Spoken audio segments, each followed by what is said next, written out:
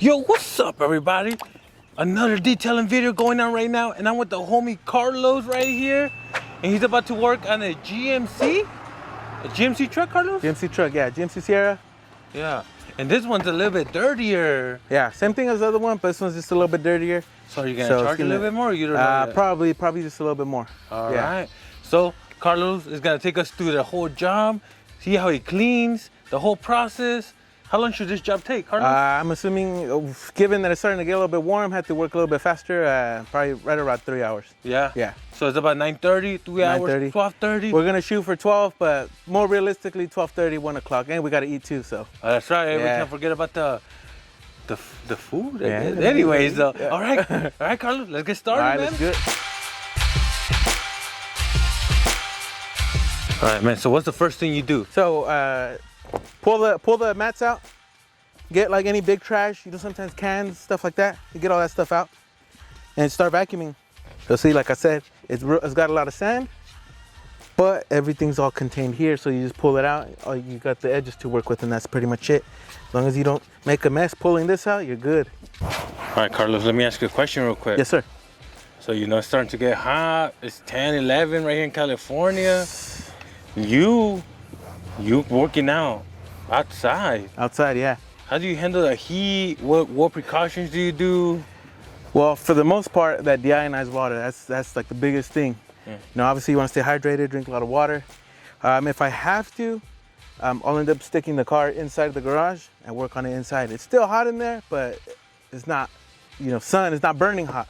If the car's small enough, I'll wash it in the garage. But if it's a big truck like this, then same as the other truck, we got to wash it section by section, take care of it. Make sure the water doesn't sit on there, dry up. Got it. It's got to work around the heat. So one thing I noticed you do is you detail in sections. Yeah. Why do you do that? Because it's just me. It's me by myself. So if I were to foam this whole truck, we're out. By the time I start washing it, it's already at least 95, 100 degrees. If I foam it, by the time I start working around, half the foam's already dry. And from my experience, the foam wash doesn't do a whole lot in terms of cleaning. All the cleaning comes from whatever agitating, whatever contact washing you're doing. So for me, it's just experience, and it works out better section by section. Wash it, dry it, move on to the next section, and you're good. You don't have to worry about chasing the sun, the water's drying on you, the soap's drying on you, none of that. So that's just my preferred method. That's the way I do it. Carlos, how long have you been doing this? As a business, I'm going on 4 years. It started at the end of 2017. But detailing wise, I've been doing it as a hobby for about 15 years. Damn, bro, you were detailing in diapers or what? No, man. I'm 30 years old, so since I was maybe like 13, 14 years old, always keeping the family cars clean and stuff. I don't know if you ever remember that Mr. Clean, there was like a Mr. Clean thing you'd hook up to your hose. People probably don't remember that. Nah. I used to use that back in the day, man. Dang. Yeah, we're talking like 2005, so that's a long time ago. I've been wanting to do this as a business for maybe like the last 10 years, but I always kept putting it off, and I kept telling myself, this summer I'm gonna do it. Next summer I'm gonna do it. I'm gonna get a fresh start in January. The year's gonna be new. I'm gonna do it then, and I never did it. I always had a job, so that's one of those things I was telling you. When you have a day job, it's harder because you have to kind of work your clients in around your work job, and people don't want to wait. They don't want to wait. They want it done, ASAP.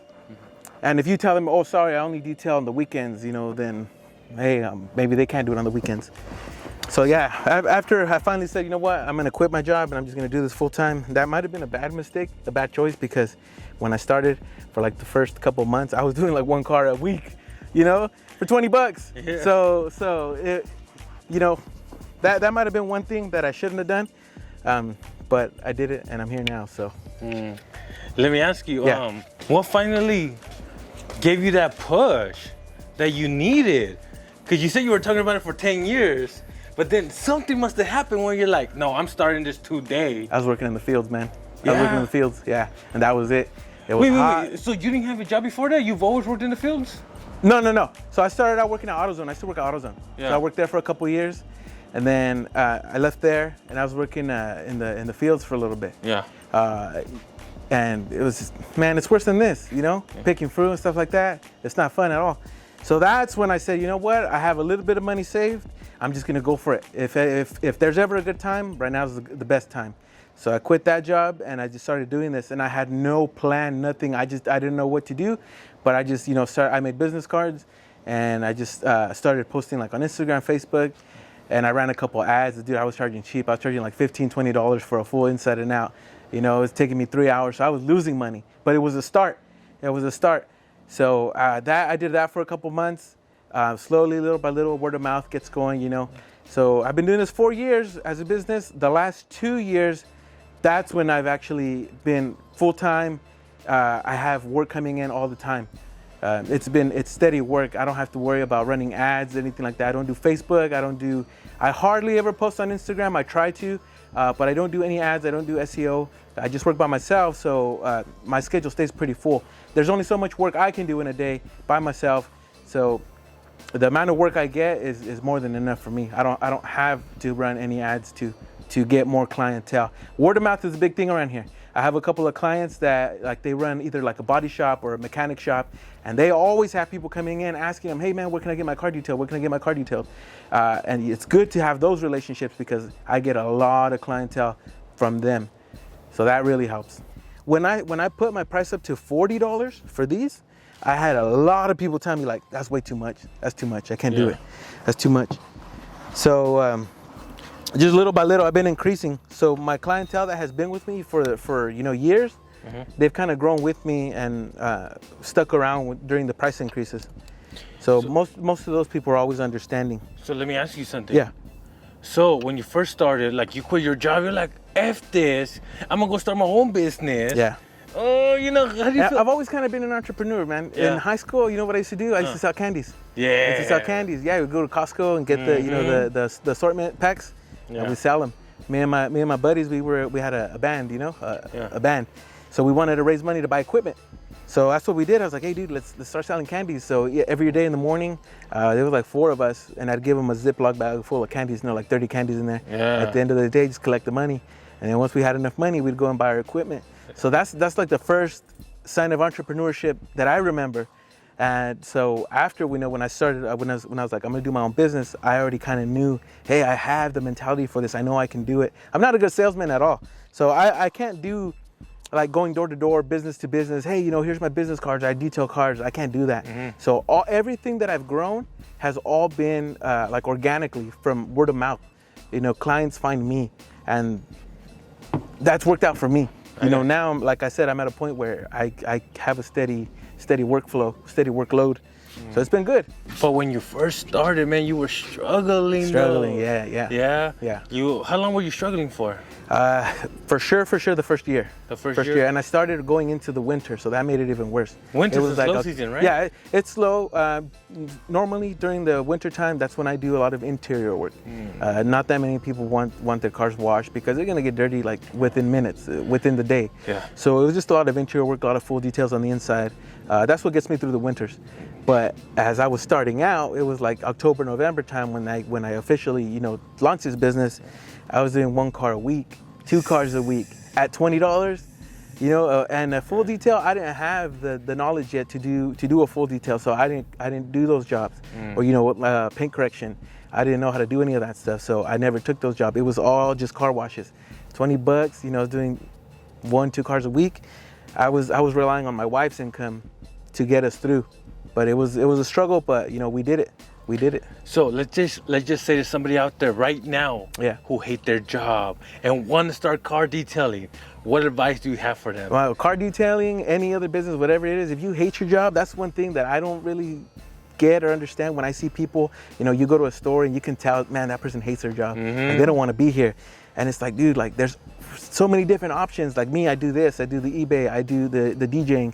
If I didn't do these things, I know that there's other stuff that I could be doing to make my own money, or there's jobs that I could look for with something that interests me where I can make that money. So do you think they should quit their job today and start car detailing tomorrow, or get an emergency fund first? First, save up your money so that if you get into my situation, you have a backup plan. Yeah. You know, 3 to 6 months expenses. That way, when you quit, you're able to supplement that income that you're losing, or you know, start a side hustle, do it on the weekends, and then slowly grow And once you're making more money doing your side hustle compared to your day job, then it's time to, you know, jump. So what I'm hearing from you, Carlos, is don't quit your job with nothing. Yeah, don't quit your job with nothing. Don't do what I did. I only had like $3,000, you know, and luckily, hey, that's still a lot. Well, that's a lot. But if I spent half of it on the equipment, so I was down to maybe about 1,000. So then, you know, to get you for 6 months, that's nothing, bro. That's nothing. That's barely 1 month's rent. So yeah, have some money saved up, and then slowly work your way to your goals. All right, Carlos, it's 10:30 right now. 10:30. 10:54, bro. 10:54. Dang, we took a little break. The burritos hit the spot. Yeah. Anyways, though, the customer just messaged you. Yeah, he messaged me right now. What'd he say? So he's like, hey, man, you know, you said to pick it up around 2. Gotta go run some errands. Might go out of town. You know, what do you think? So I told him, hey, you know what? I might be able to have it by 12:30, 1 o'clock. If you want to wait for it and pick it up at that time, that's cool. If you got to go out of town, go run some errands, do what you got to do, you want to pick it up later, when you get back into town, 5, 6 p.m., whatever it is, you could do that. And so he's like, okay, just let me know.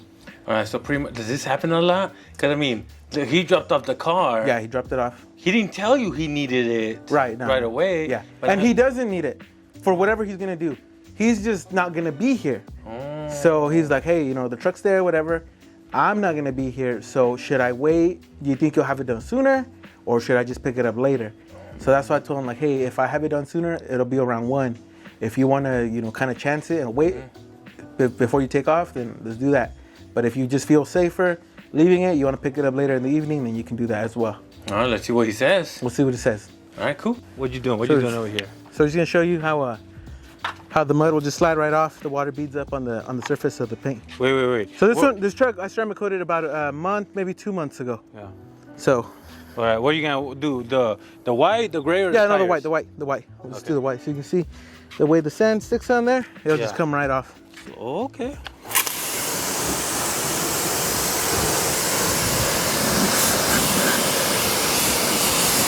See all the tight beads? Oh. So because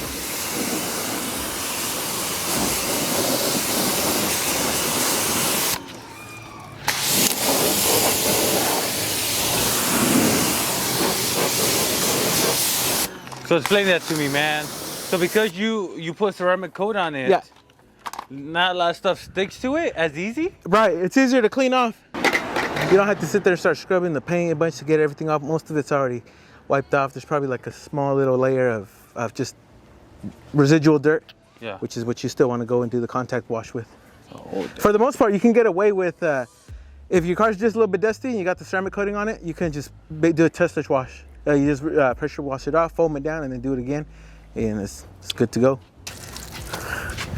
So just still do the contact wash.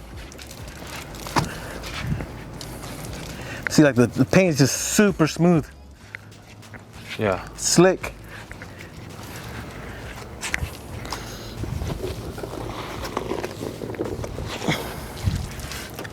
Knocking this out pretty quickly.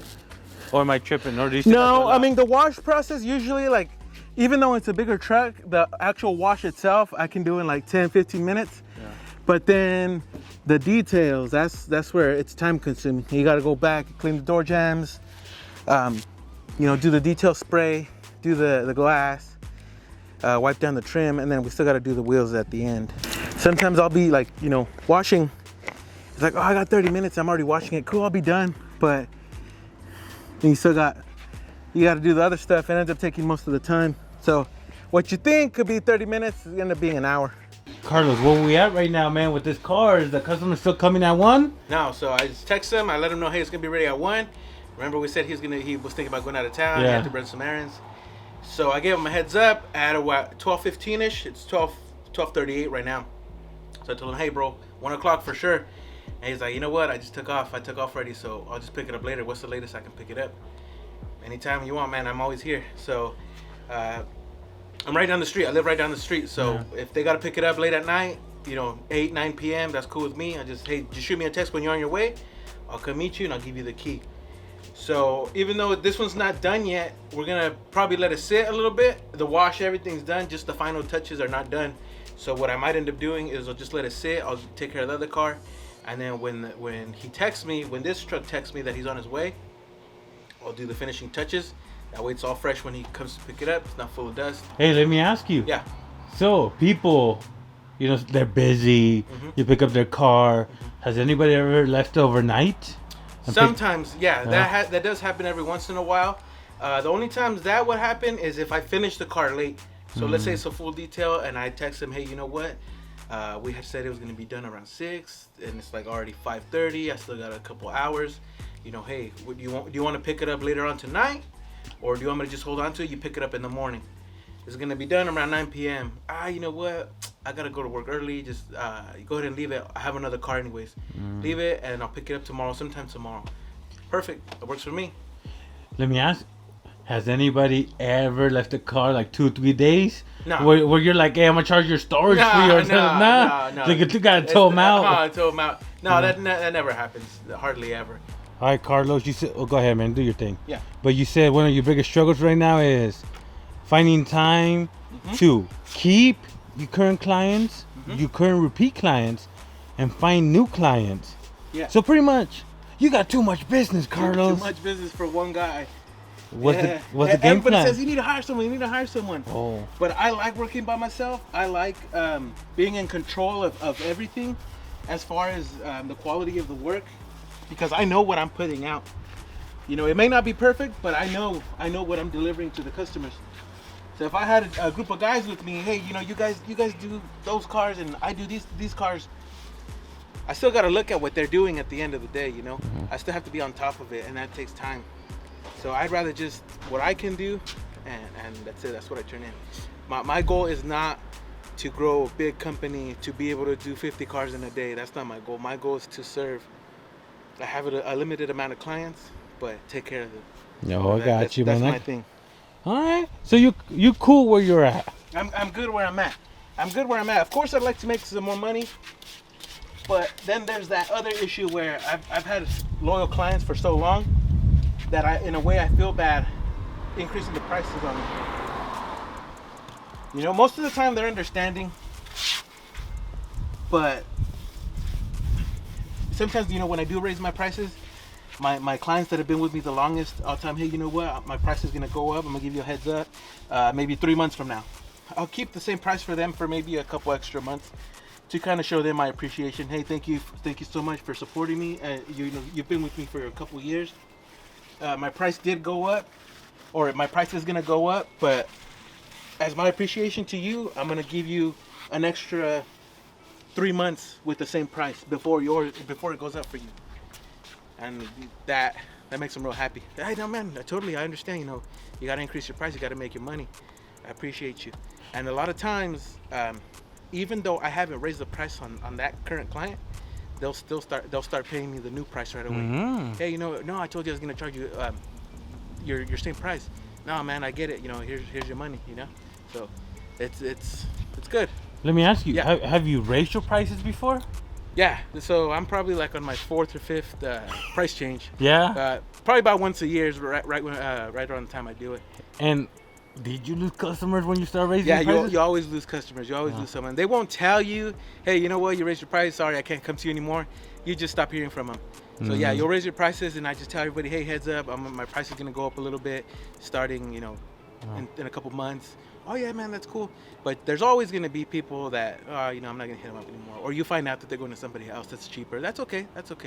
Yeah. So I'm assuming you lost clients, but I mean, if right now you're so busy, that means you found new clients who are willing to pay your prices. Yeah, there's always the clients that are willing to pay.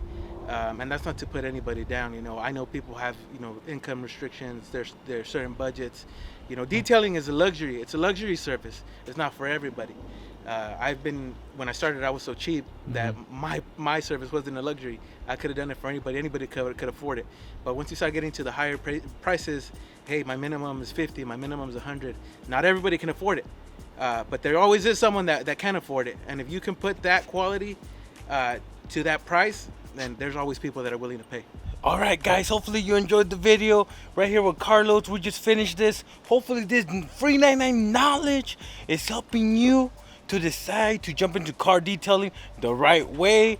You know, because Carlos, you mentioned earlier, you know, you kind of risk it for the biscuit, bro. Risked it, yeah. Hey, but it worked out. It worked out. It took a while. It wasn't overnight. It wasn't overnight. It took a while, but we made it work. I'm sure you had a couple stresses out there, like, oh my God, I need money. I need to work harder. And the rent's due. I'm about to get evicted. We got it. We scraped up the money, but we made it work. Hey, there you go. Just to show you that no matter your situation, you can make it work. You just got to put the work into it, guys. Yep. That's it. But Carlos, where can people find you, man? Instagram. It's the best spot to reach me. Instagram at Garage Guys Detailing. There you go. I'll put everything in the description below. And if you enjoyed this video and want to see more car detailing content, press the like button. Don't forget to subscribe. And I'll see you in my next video. Bye, everybody.